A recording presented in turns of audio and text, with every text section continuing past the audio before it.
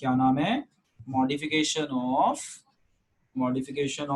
Work done formula. तो देखो, work done हाँ, फॉर्मूला। तो हमने पढ़ा है कि जो वर्क डन है ये होता है plus minus P delta we. तो अभी जो हम टॉपिक करने जा रहे हैं ये टॉपिक है मॉडिफिकेशन ऑफ वर्क फॉर्मूला। ठीक है, तो हम यहाँ पे देखो कहाँ से उठा रहे हैं। हमने उठाया D W is equal to P D V. हमने यहाँ से इसको उठाया D W is equal to P D V, integrating both side से उठा लिया। तो इंटीग्रेटिंग बोथ साइड में जब हमने किया तो इसको हमने लिख लिया वर्क डन, और इसे हमने लिख दिया P इंटरनल, और ये हमने रिवर्सिबल मान लिया। माइनस प्लस चाहे ना भी लगाएं, माइनस लगा देते हैं, work done by the system वाला केस ले लेते हैं। तो ये हो जाएगा हमारा V1 से V2, और ये हो जाएगा dV। इसे इक्वेशन कर देते हैं 1। यहाँ तक समझ में आया बेटा क्या किया मैंने? तो जस्ट थोड़ा सा माइंड में रखते जाओ और करते चलो मेरे साथ साथ, और नोट भी कर लेना अगर किसी का कुछ रह गया है, और डाउट बेटा जरूर पूछ लेना अगर कोई माइंड में आए। अब मैंने इसके बाद क्या बताया आपको, जब आप ये करोगे तो work done is equal to जो है हमारा, ये हम इस तरह से लिख रहे हैं माइनस V1 बाय V2, और मैंने प्रेशर की वैल्यू ले ली। देखो यहाँ साइड में दिखाता हूँ, PV is equal to NRT, so P is equal to NRT by V। ये मैंने कर दिया, तो मैं यहाँ पुट कर देता हूँ, तो हमारा जो प्रेशर है वो खत्म हो जाएगा, उसकी वैल्यू आ गई NRT by V into DV। अब मैं क्या करता हूँ, NRT ये कांस्टेंट होते हैं, इनको बाहर निकाल लेता हूँ, तो वर्क डन रिवर्सिबल लिख लेना। तो ये हो जाएगा हमारा माइनस NRT, और ये बन जाएगा DV बाय V। बोलो यहाँ तक आया बेटा समझ में? बेटा बोलते जाना साथ में, हाँ ना, बोलो बच्चों, यहाँ तक आया? ये हो गया। अब ये आपका V1 से V2 है। अब हम क्या करते हैं, अब ये एक फॉर्मूला होता है, अगर इसको करेंगे तो ये याद रखना, अगर हम किसी इस तरह की वैल्यू को इंटीग्रेट करते हैं तो इसका आंसर होता है log V2 बाय V1। इस तरह से ये फॉर्मूला बन जाता है। तो ये हमारा बन जाएगा work done is equal to minus NRT natural log V2 by V1। अब जो ये नेचुरल लॉग है इसे हम इक्वेशन कर देते हैं 2। जो हमारा नेचुरल लॉग है ये किसके बराबर होता है? 2.303 लॉग इसके बराबर होता है, तो इसको पुट कर देते हैं।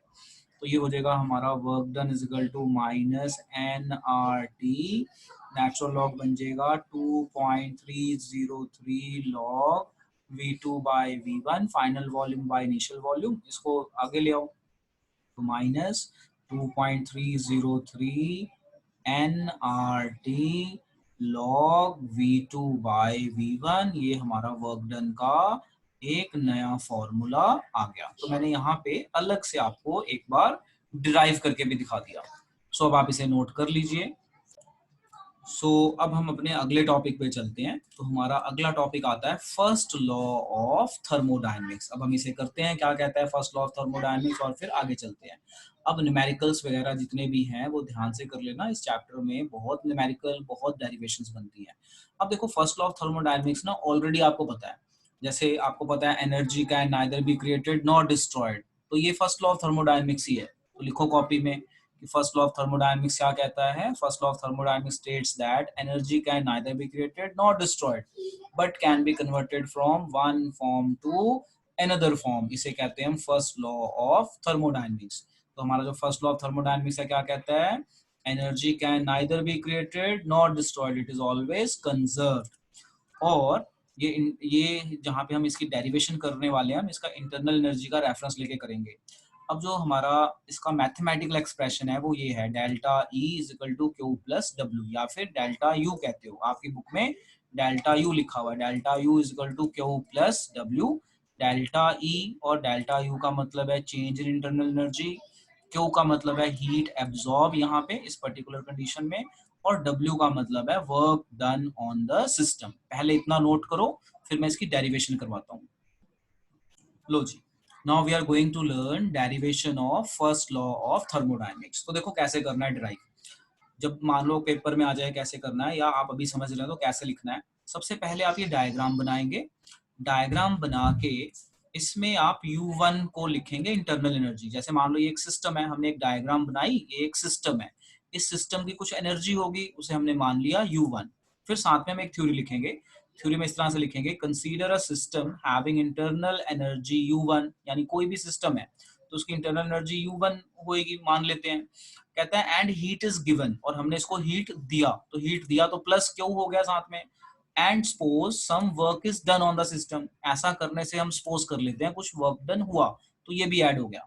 तो हमारे पास फाइनल इक्वेशन आ गई, यानी फाइनल इंटरनल एनर्जी यानी U2 is equal to U1 plus Q plus W. मैं यहाँ माइनस नहीं लिखा, क्योंकि हर चीज जैसे हमने हीट दी तो पॉजिटिव आ गया, work done on the system यानी ये भी माइनस नहीं आया, ये भी आपका पॉजिटिव आ गया।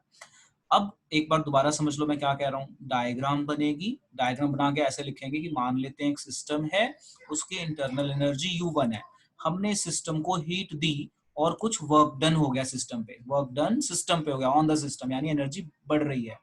तो ये फाइनल हो गया, यानी फाइनल इंटरनल एनर्जी हो गई U2 is equal to U1 plus Q plus W. अब मैंने क्या किया, मैंने U1 को इस साइड ले आया, यानी चेंज इन इंटरनल एनर्जी। तो चेंज इन इंटरनल एनर्जी किसके इक्वल हो गई, क्यू प्लस डब्ल्यू। यानी इसका मतलब है energy can neither be created not destroyed but can be transferred from one form to another. तो यहाँ पे हमने ट्रांसफर करते हुए भी दिखा दिया और चेंज इन इंटरनल एनर्जी दिखा दिया वो किसके बराबर है। सो दिस इज योर अपना internal energy formula which is a first law of thermodynamics, change in internal energy.